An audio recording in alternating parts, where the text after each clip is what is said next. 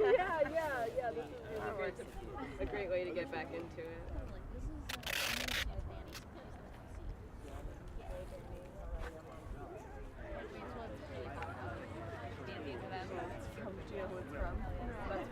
But we're like searching for the shade.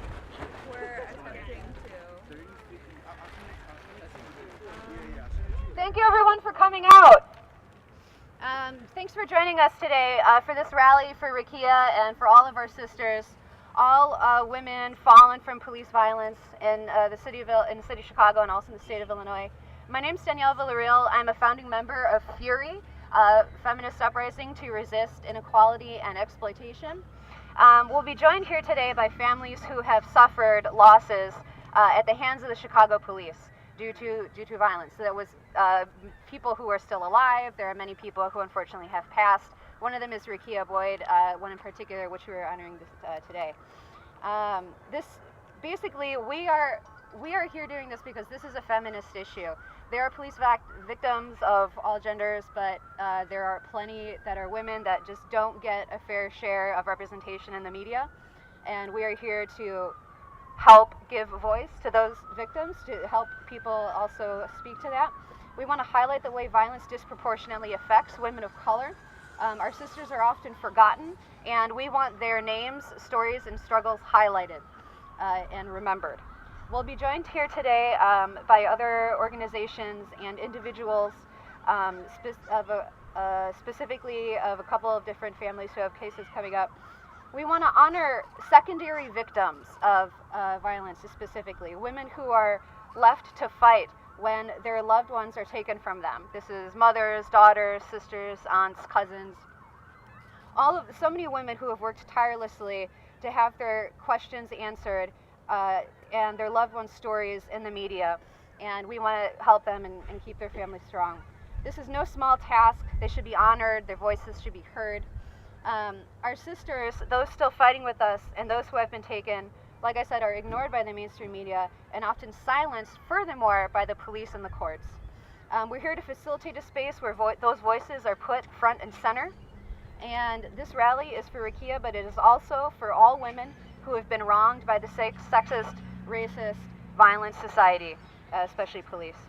We should champion community and not police. We should always center the voices of those most marginalized. The first speaker that we're going to have is a representative of Fury. Lauren, you can come over here and introduce yourself if you want to say anything else. Sure.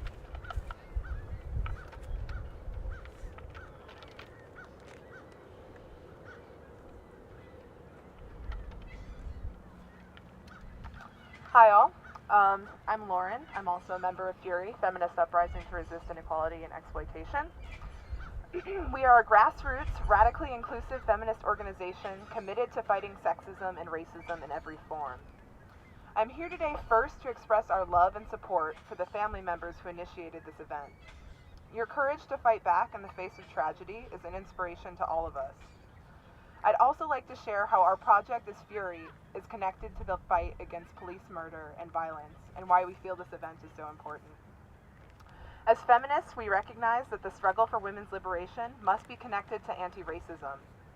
Our movements must be intersectional, and we have to work in solidarity towards shared goals. When we organize against sexual assault, we recognize that police cannot keep us safe. We know that all too often the police are the ones who rape, beat, and kill women, with women of color being most vulnerable. When the police tell women that our clothing says "we're asking for it," that is the same victim blaming that is used against youth of color who happen to get killed while wearing hoodies. When we fight for reproductive justice, we recognize that women have the right to control their bodies in all circumstances. This means not only the choice to have or not to have children, but also the right to know that your child can grow up in a safe and healthy environment, free from the threat of police violence. When we stand with women workers who are organizing for a living wage and a union, we know that women and women of color make up the majority of low-wage workers, and our work is not worth less. When we support our transgender sisters, especially our trans sisters of color, who are being killed at terrifying rates, we know that women's liberation is for all women identifying and gender nonconforming people. We are outraged that police are killing black women and girls in this city and around the country without consequence. All these struggles are not isolated. Police terror is a reproductive justice issue. It is a queer and trans issue. It is a feminist issue. And we will be there to fight side by side with everyone who is committed to seeing justice for Rekia and all women we have lost until we win. Thank you. Great.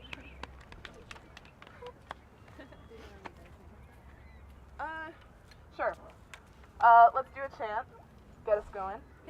All right, so I know many of you probably know this one, which is indict, convict, send the killer cops to jail. The whole damn system is guilty as hell. Indict, convict, send the killer cops to jail. The whole damn system is guilty as hell. Indict, convict, send the killer cops to jail. The whole damn system is guilty as hell.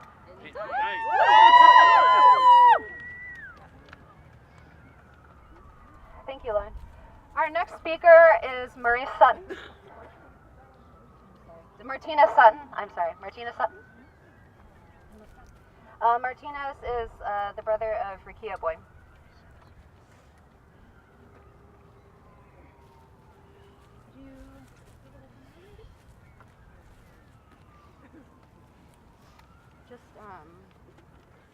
Just hold that down. And I can speak. Yeah.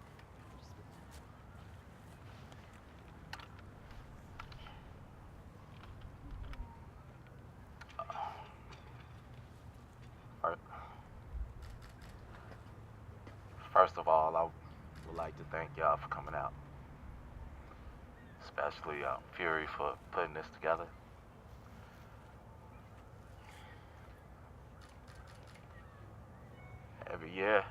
Every year, this get harder and harder for me, and not just for me, but for the family. March 21st, 2012, I mean, it's significant. It got a great significance. It's the day I lost my little sister. Do you know how it feels to lose a sibling?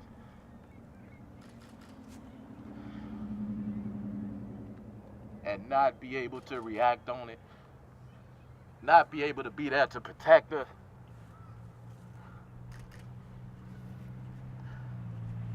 It hurts. Why it hurts me like double bad. I lost a son 6 months before my sister. So I still haven't properly grieved for my son.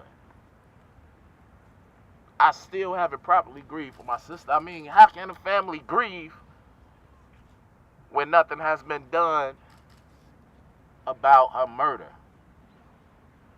My sister laid in that alley right across the street from here. Laid in that alley for up to 30 minutes or more. And the hospital is, 4 blocks away? They tried to use the same excuse. It was a gun involved, right? Where's the gun? They dismissed the case against the guy that they said had the gun that supposedly started it all, so why was the case dismissed? Where's the gun? So if he's off scot-free, then who's gonna take this responsibility for my sister's death? Who's gonna step up and take the responsibility for my sister's death? I never thought that I'd meet a group of folks that will hate me and my family for stepping up and loving my sister. And then I stepped into reality. They hate me for speaking out for a coward taking my sister off this earth. They hate me because of my skin color. I'm just like you. I'm just like all of y'all. We just have different hues. And you hate me because of that? All we ever wanted was for the police officer, police detective, or whoever to be convicted and put behind bars for what he did. I mean, they say the guilty should be punished, but it seems like they only punishing the citizens out here. When is something gonna be done? When is something gonna be done? I mean, we tired of waiting. We tired of waiting. And it hurts. They don't know that they're doing more harm than good. They destroying lives of all these family members that have lost someone to not only police violence, but to violence all around in general. You're doing more damage than good. Just looking for what's right. It's been 3 years since my sister been away from me. March 21st, 2012. That day will always be imprinted in my head. I mean, I'm tired of breaking down. It's time to get up, dust myself off, and continue to move strong.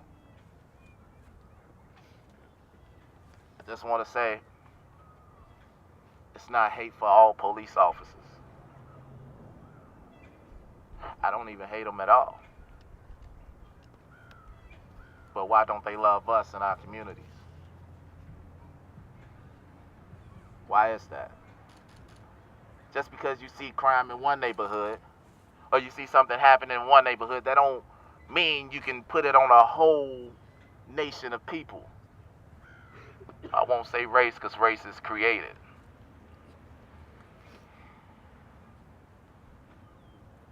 As y'all see, I'm hurt.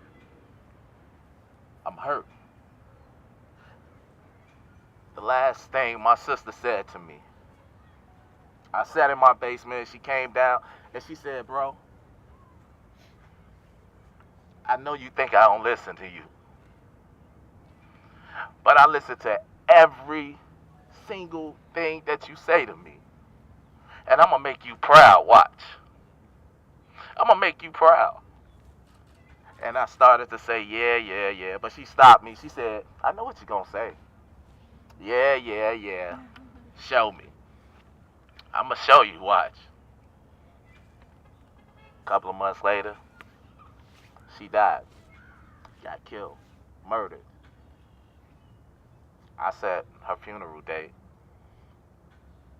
On the day that I set her funeral, a day before her funeral, her friend was crying. And I asked, what's wrong? She said,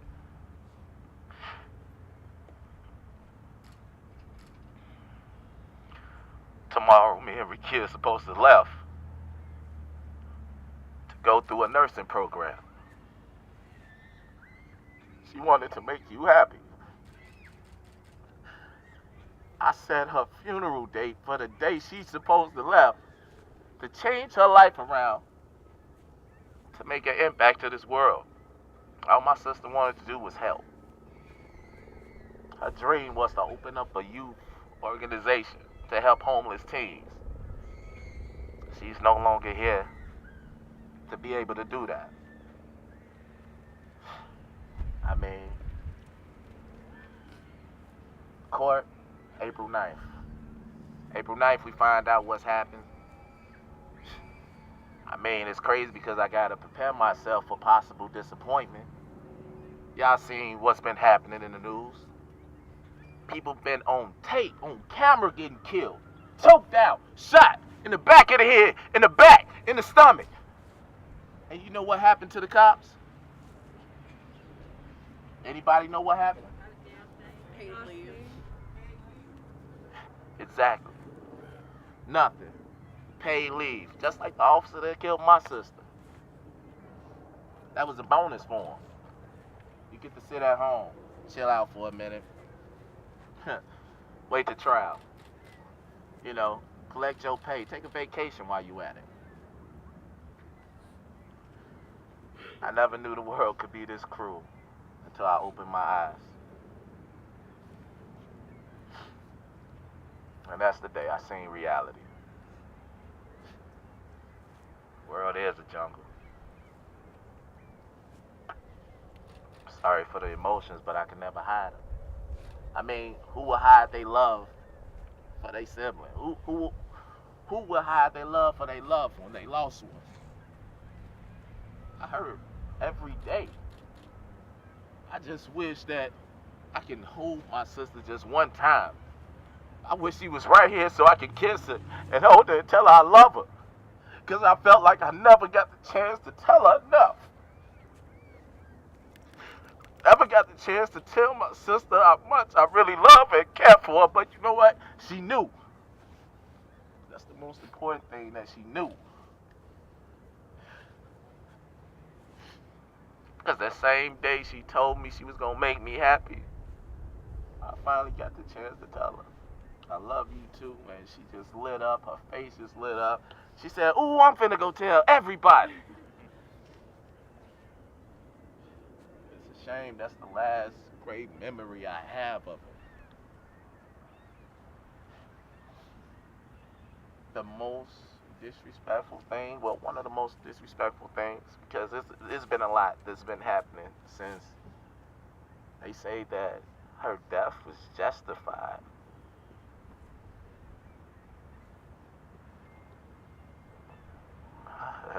Her death is justified. Man, how?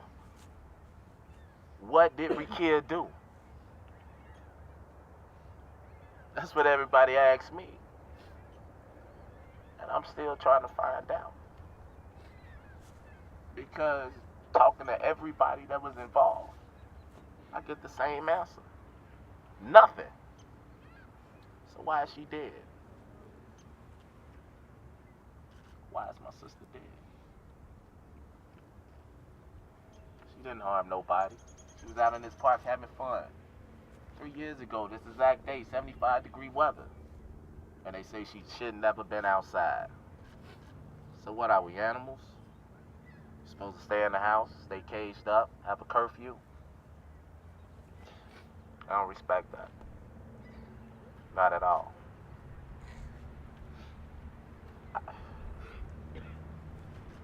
April 9th.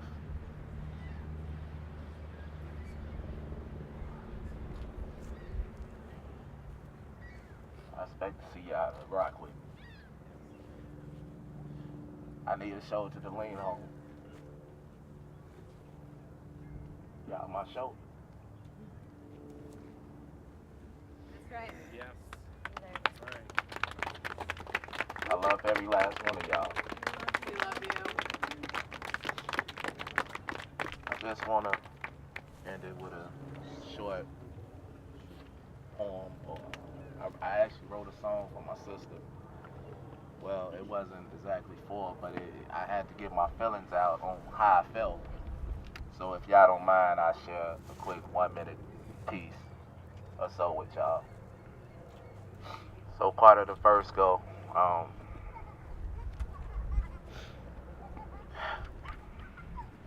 I never thought that I have thoughts of suicide until October 20th when my son died. He was brought into this world with a bad heart. The doctor made a few decisions that wasn't smart. My heart just couldn't take it. I felt all achy breaky like Billy Ray Cyrus. Then 6 months later, when I was finding peace, to come another act of violence. March 21st, 2012, the exact day when Dante Servin took my sister away.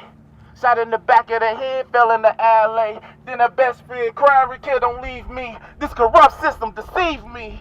While my sister laying in the grave, she walks around freely. I was just finna fall for the devil's plan. Then God whispered, son, take my hand.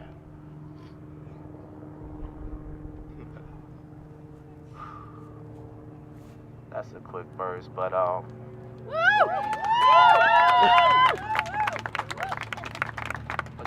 that we are destroying each other's lives. Everybody want to be a chief, but they took our Indians to help us to survive. As we start to thrive, it's always a cat on the side trying to take your life with a knife. They hate the outside of you, so they spill your insides just to see what it looks like. Now, we all know that Martin Luther King had a dream. But lately, they've been turned into nightmares. We are so unaware of what's going on because it's not physically standing right there. It's every man for himself out here. It's like we playing a V. All these youngsters under 21 is losing their lives to the street. I try to teach them a lesson, but they lines of communication, it's like it can't be reached. Now, we supposed to be flying united, but we steady flying southwest. One day we will uprise and put all this foolishness to rest. Till then, let's focus on this test that God gave us. We are all sisters and brothers because that's the way that God made us. And I thank Him.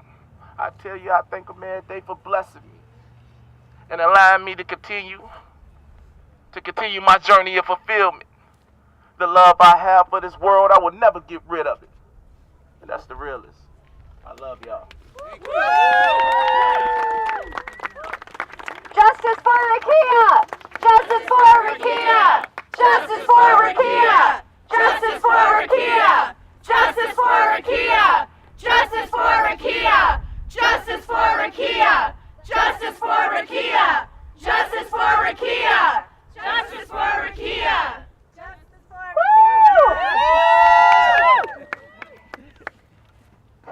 Thank you, Martinez. That's powerful.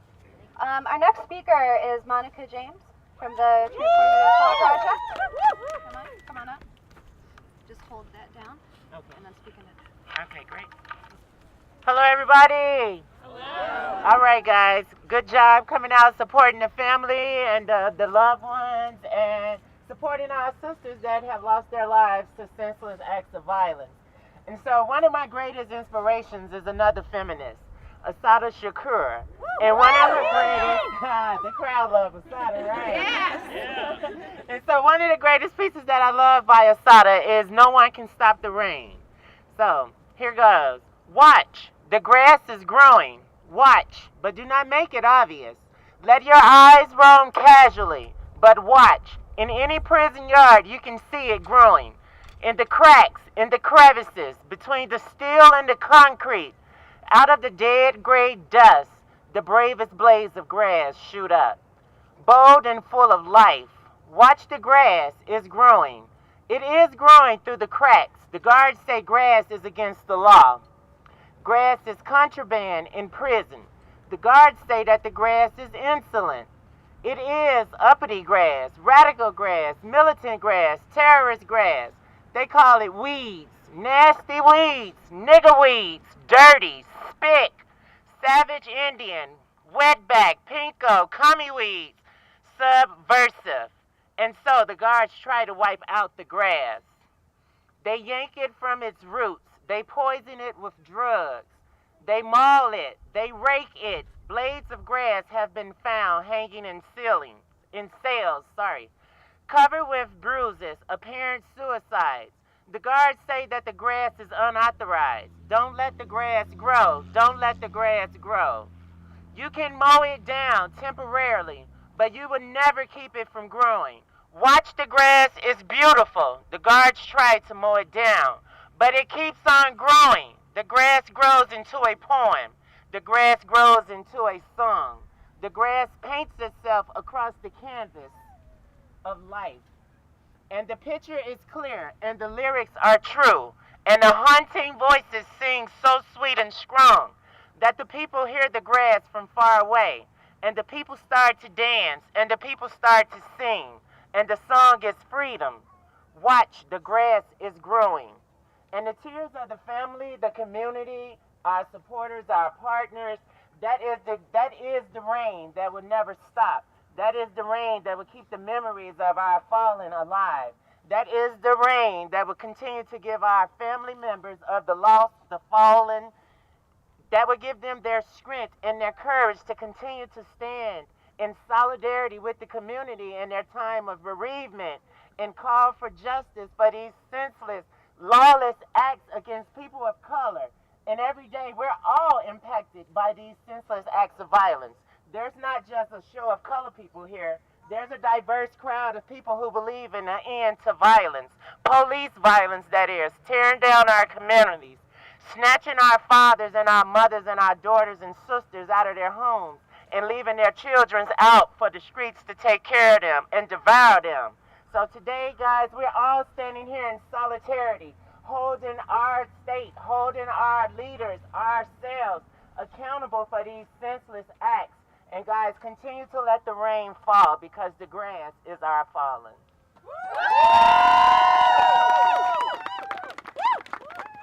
Thank you, Monica. I just want to take a minute also to recognize all of the images of all the other women of police violence who are with us today. If everyone with the posters could come forward and hold them up, it would be really great if people could read them out loud, their names. We could just go down the line. All of these women have been victims of police violence in the state of Illinois, if not the city of Chicago. Some are living, some are dead. We honor them today. Rekia Boyd. May Molina. Tiffany Wren. Rita King.